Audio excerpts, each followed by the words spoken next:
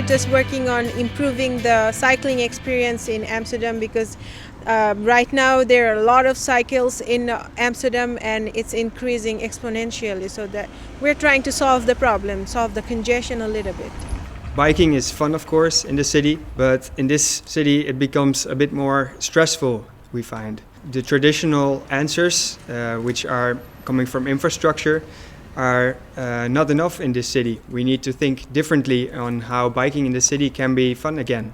What we want to study is how cyclists choose their route, for example.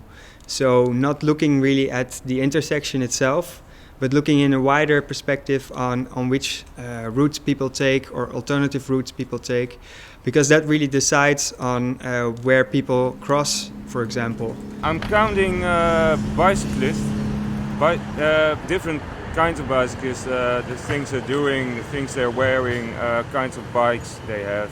And what I just did is counting how many people have headphones on their head and how many people are using the phone. By collecting as much data as we can find creative solutions, and not in the engineering type of solutions, but be very creative about it. We are developing new ways of doing research.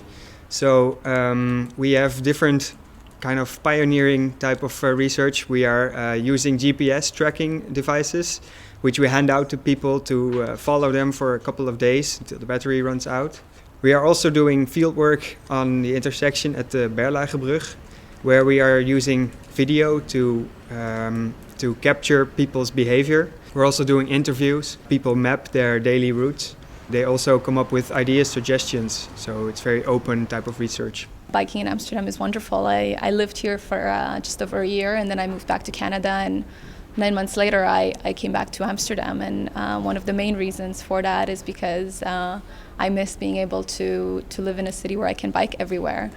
You can see everyone on bikes. It's this very harmonious chaos, which is not very common anywhere else. This is we've been talking about this sixth sense of Amsterdam cyclists and how they're able to orchestrate so nicely and interact with each other in such a smooth way that really seems chaotic to outsiders. So what we're trying to do is really define what this sixth sense is all about. How does it work? What do we mean by that? Can this be exported? Is it unique to Amsterdam? We think that the future of Amsterdam has a scenario that almost doubles the amount of cyclists in the city.